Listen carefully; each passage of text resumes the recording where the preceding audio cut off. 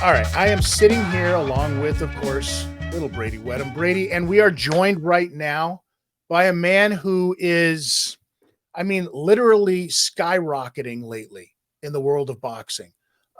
Is a man who is fighting for a title, finally fighting for a title. This is something that has been there and fought for vacant ones before.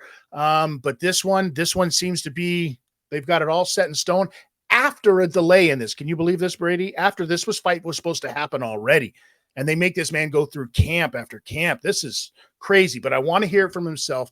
Canadian boy from Gad's country itself, right? In Sydney, Nova Scotia. I've been there. It's a beautiful place to be. Ryan Rozicki is joining us. Ryan, thank you so much for taking the time. How are you doing today, sir? I'm doing good. Just chilling out today. Got a rest day today, so yeah. How's that feel? Well, I needed it. I could back in the last couple of days. I had to like roll out of bed. It's tough, training for this kind of fight, but and I mean, this is the second time that you've trained for this one, for this specific person, right? Well, my last fight was December 2nd that was the fight to get this fight. So I didn't stop. I trained since then for this fight, and the delays have all been on their side and the postponements and stuff. So I've just been trying not to overtrain, really. And I mean, this is something that you've kind of done. You've been called on short notice to step in for fights before. You've, from what I've paid attention to throughout your career so far, is that you are a guy who is always ready to go. Oh, right? I'll fight anytime, anywhere, anyone, boxing or whatever. Well, if people watching don't know your career or they haven't checked you out yet, you have a 95% finish rate, my friend, which is crazy. Yeah. So watching one of your fights, I can only imagine how hard you train going into these things. Yeah, I train too hard. Is that a thing? Is that a thing? Do you have to get told sometimes? You know what I mean? From some of your guys to like settle down. my coach would be. When he sends me my things, like I train in the gym obviously with a coach, but I also do a lot on my own as well. So he'll send me like workouts, and then at the bottom in like capital letters like stop after 12 rounds, because I will just keep going. Like if I'm hitting the bag or something on my own time, if he doesn't like put me on a regimen, I'll just keep going, or I'll, instead of running 10, I'll run 20. Instead of hitting the bag 12, I'll hit it 24. Like that's just how I am. Is that just because of you, or is that because that's a Scotian thing? Because I know everybody from Scotia, every athlete from Scotia has that kind of habit of overtraining. You guys produce athletes like nobody else's business here. So is that like a thing from that area, or is this just you? I think, yeah, well, a little bit from that area for sure, but I think in that area, I definitely, not to sound arrogant or anything, but I stand alone when it comes to that. But they're all like that, yeah. If you look in the history of boxing, like they're known to be extremely, extremely tough fighters. Hard to put them down, hard to put them out. But yeah, it probably all comes from that background, just being hard working. Everybody works hard there, fishermen and all that stuff. Now, I want to ask you about diversity in your fight. And this is something that you've obviously had to deal with because of your loss. You've had one loss on your record. I know that, you talk about the Peralta fight afterwards and the controversy that followed up with all of that.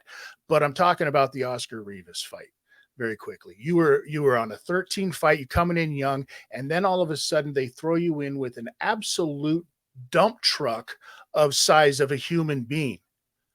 What was your first impression? I know you're going to say, I'll fight anybody anywhere, but when you first saw Oscar Rivas that young in your career and you saw the back on this dude, when I saw it, I was like, this guy's in the wrong weight class right now, brother.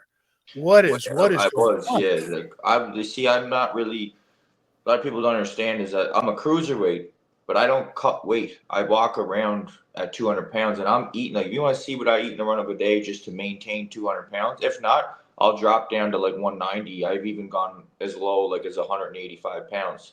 So I'm really more of a size of a light heavyweight. You know what I mean? But I knew Rivas before that fight because I had sparred with him when I was a young amateur. When I was like 17, I sparred with him. And like I didn't forget that sparring. He fucking beat the shit out of me. And like I was only a kid, but he was a gentleman too. Like he held off on me a little bit.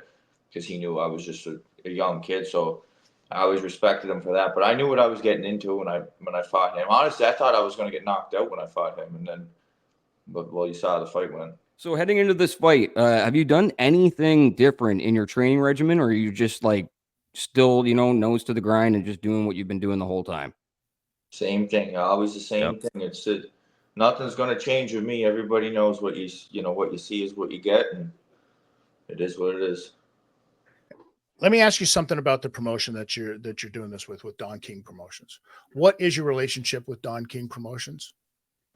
I don't have one. It's so I got a promoters here in Ontario, three lines promotion. So they set the fight up and they dealt with him. I met him when I did the face off with the champ guy, and then that was it. I briefly met him, and he said I made him uneasy or some shit, and then that was it.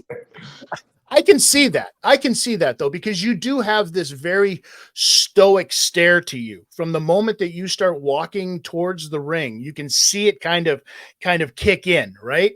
And I've watched you in your fights from across the ring, just gunning needles, bullets through your opponent, right?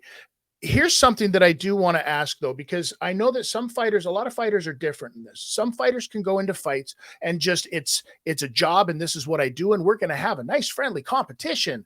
But then there's some fighters that have to feel like a little bit of anger, a little bit of hatred for the person that you're in there for, obviously, right? It's a combat sport. Which one are you? Oh, I hate it's not. Here's the thing is I don't box because I want to. Like I box because I have to. That's the difference. I'm not there for the sport. I'm not there for the money. I'm not there for the show. I'm not there for the belts. Like the only reason that I even care about this belt is because it means I'm going to get more fights. I'm going to get more opportunities to hurt people. Like that's just who I am. That's how I was brought up. Spoken like a fucking true Scotian boy. I don't care. You guys are killers, man. Are you the last of a throwback? Are you the last of a throwback? Like, you know what I mean? Like that old school, I'll go 100 rounds bare knuckle. Like, you know what I mean? The Jack Dempsey days. No problem. Like even if I was living in those times, I probably would have even stood out back then just because of the way I fight and, my intentions when I'm in there. Like if I said my real intentions, they probably wouldn't even let me fight. They'd probably pull my license, try to charge me or some bullshit. So then let me ask you a question then about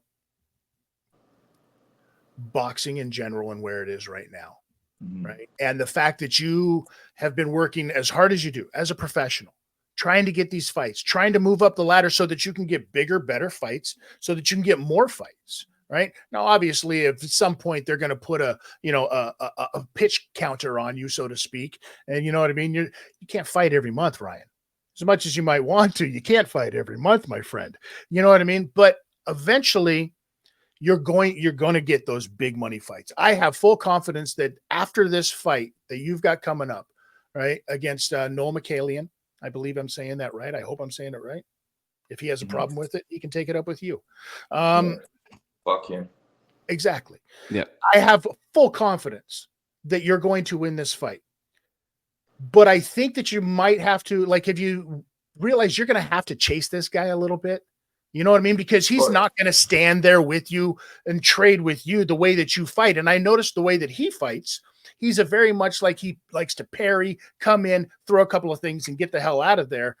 So obviously you're going to look to catch him on the way out of there. And once he feels the power, I think that he's going to end up going on the back foot and running the entire time. Right. 100%. He's going to take a page like the guy you mentioned earlier, Peralta. He's going to take a page right out of his book because that's, as far as the only way to beat me, that's the only way to do it. Like you can stand in front of me, but I truly believe, like, I don't think I'm the best fighter in the world by a long shot, but like I do believe that if anybody fights me at my own game, they're going to get hurt. They're going to get laid out. Anybody. I don't care what weight division it is. I think I proved that, So you talk about weight divisions. Can I ask you about this Bridger weight thing? Yeah. What's the deal with that? I mean, I don't know. When they offered me to fight for the belt, like it was against Rivas and all that, the first Bridger weight world title fight. I wasn't thinking any of that. I didn't care. Like, and I still don't care. I don't even know who the champion is now. Like, I was the first one to fight for that belt, and then that was it. I lost the fight. I moved on. But if they offered it again, I'd fight whoever has it. I don't even know who has it. I just don't care, man. Like, I really you don't give care. a fuck, eh? I don't give a fuck about any of it. Any of it. Well, unfortunately, Ryan, some people out there do give a fuck about when and where you're fighting, so we're going to tell them. Yeah. Yep. That you have, Quest for the Best is coming up down at Casino Miami. Is that what it's called? Is that the name of the show? Quest for the Best is what they're calling the show, apparently. Yeah. Listen, I don't know. That's not for me. That's whatever, right? Yeah. You can intimidate Don King into changing that name if you get another presser before. But fuck. Yeah. Down at Casino in Miami or whatever. So hopefully maybe you get a couple of days off to enjoy your win when you're down there. The whole thing is going to be showed on Triller, of course. I didn't know that either. I just found that out. I thought, dude, I'm stoked because I don't got. We've been talking about this on our show, man. We're behind you, brother. We know what you're about to do to this motherfucker. We've been saying that you are the next champ, and we know it. You're already our champ in our books. You're a Canadian boy. We love your fighting style. We talk about this on the show about how boxing has gone, and this will actually lead me into a question from another analyst across the pond from the UK, our buddy Steve Swift, who has a show here on our channel, where he talks about the in-depth of boxing and why it's being done, the business of boxing. And his question to you was actually, what do you think about all of this influencer and exhibition shit that's going on in 2024 right now? It's a complete contrast to what you do and to the mindset that you go into fights with, which is kill a motherfucker. And these guys are going out there and having sparring matches, calling them fights, and getting paid millions and millions of dollars. So me personally and Chris have been saying, we don't know what's going on in the world of boxing, but this is why a guy like you is so refreshing, is because you're a killer. This is the style we want to see. But yeah, going back to Steve's question, what's your thoughts on the influencer boxing thing? And we're not trying to get clickbait shit out of you. We're just actually trying to ask a killer, what are your thoughts on this shit? At first it was like, I was like everybody else, oh, this is great, bringing eyes to the sport, new viewers, this and that. Yeah. But when it switched for me was when I saw it was Jake Paul trying to fight Mike Tyson. And like, Mike Tyson is a guy that not the greatest boxer of all time, but he had that thing about him in his prime that Jack Dempsey had, Sonny Liston, Roberto Duran. You can rhyme them off. I go way back to Stanley Ketchel, but Mike Tyson is one of those guys, and I believe that I'm one of those guys too. But he's not that guy anymore. He's not him anymore. And the fact that you got this fucking Jake Paul guy, kind of like it's almost like taking advantage of a name. 100%. We know how it's going to end. Like it's not good. It's not going to be good for Mike. You know what I mean? Like, I know that you can't take a punch at that age anymore. Like, no matter how much of a killer he was, it is what 60 years old is 60 years old, brother. Yeah. So that's when it switched for me to the point now where it's like, if I ever get in the same room with that Jake Paul guy, I'm probably going to sucker him in the side of the head. Probably when he's not even looking. I'll just do it the way that we do it in fucking bar fights. Brother, if I could write your future, you know what I would do after you're holding that belt up after this fight? Say, fuck you, Jake Paul. You want a belt? Come get this one, bitch. Well, that's my plan. That's good. My plan. As soon as I get that belt, because he keeps mentioning he wants to be cruiserweight champion of the world. Yeah. And I don't give a fuck about winning all these belts. Like, I'm the only reason that I'm excited or whatever, motivated to get this belt is because it's just a ticket. It's a key to have something that people want. Because right now I'm in a weird position where, like, what the fuck would a guy like Jake Paul fight me for? It's a lose for him. Like, I don't have a worldwide name. The casuals don't really know who I am. The boxing people know who I am, but like, that's about it. So to fight me it's a high risk with a very low reward. You know what I mean? Ryan, I'm a firm believer that everyone's going to know who you are very soon, man. Well, if the fight goes the way that I'm training for it to go, and I think that the world's going to be pretty fucking shook up. Ryan, I want to shoot some names past you real quick. Just give me, a word, 1, 2, whatever, that you know about this person, what you think about this person. All honesty, no holds barred. I'm going to start with the name Donnie Lalonde. Just probably a Canadian legend. Yeah. Yeah, I'll give him that. Yeah. Jack Dempsey. Reincarnated. That's you, huh? Fucking right. And, I know you've said it before. Anybody knows what happened on July 4th, 1919? Yep. We'll see. Real. That's we'll real. see if it happens. Right? Mike Tyson. Legend as well. Yeah. Hi, Opataya. Real deal. He's the real deal. Yep. Yeah. Is that a goal for you? Oh fuck yeah! Of course I'd fight him. Yeah, but hey, he's a real deal. I'm not gonna sit here and say I'd run through him. That's a tough fucking fight for anybody. Yeah. That dude, I touch the inside of my zipper when I think about a fight between you two dudes. You know what I'm saying? Like, that fight excites me to want to watch boxing. That'd be a great fight for boxing. Like, fuck, come on. I don't know how that would go. And I'm sure he would confidently say he would knock me out, but I know anything can happen in a fight, you know what I mean? So I think it should be tough for both of us. Listen, he'd be a brave soul to say that, because he'd be the first person to ever fucking do it. Yeah. I don't see that happening. Nobody's even put me down. I've never put down. And we go back to nobody's put you down, and we talk about the giant dump truck that you fought in Rivas. That dude should have been able to knock you down. There's no doubt about it. Knock down Dillian White. Exactly. A legit huge heavyweight. Right? Yeah. So that tells you right there. And the final name, well, I got one more for you here. Conor McGregor. Oh, I like that guy. Yeah, I don't know. Character. Bro, Ryan, you just became I'm now your biggest fan. I was already your biggest fan, but now I'm really your biggest fan. I'm always preaching about how much I love Conor, and he has to pass with me, man. He's people can say all they want about him. That guy's a real fighter, and he proved it tons of times. But my favorite is when he broke his fucking leg and he's up against the cage, and he's still like, more or less, we can run it outside. But I can't remember who he's fighting, Dustin Poirier or something. Yeah, Diamond Poirier. Yeah. That guy's fucking real deal. And the last name I'm going to throw at you, Noel Mikaelian. I don't know what to say. I don't want to say what I'm thinking, because I'll get put under investigation again by the WBC. We'll leave it at that. I don't know. I want to break his fucking skull. That's really all about it. He better knock me out. That's all I can say. If he better fucking knock me out. And sometimes I think this is the problem, when you put off a killer from allowing him to do what he's supposed to do. And I think that that's exactly what happened in this instance with putting this fight off from the first time it was supposed to happen in June, I believe, or something like that. Right.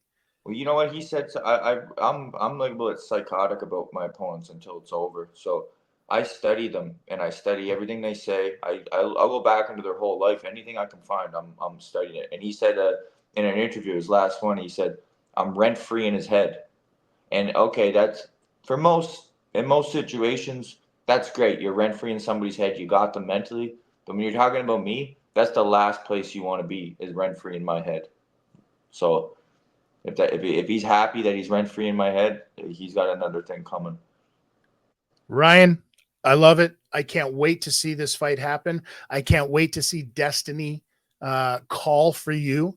And I can't wait to see you hold up that belt and call out Jake Paul for the piece of shit that he really is. For all of you, please go check out this fight, September 28th. Quest for the best. I mean, we already know we're talking to him right here. Ryan Rozicki, thank you so much for the time, brother. All the best. Enjoy training camp, and good luck. All right. Thank you, guys. I appreciate that. Thanks for watching that video. If you like that video and you want to see some other stuff, check out our catalog here on YouTube, or you can find us on any podcast provider anywhere in the world. Yep. sportcards.com, the best in Canada. NHL, NBA, NFL, MLB, Pokemon, UFC, WWE. TotalSportCards.com, the hobby's best friends. That's TotalSportCards.com.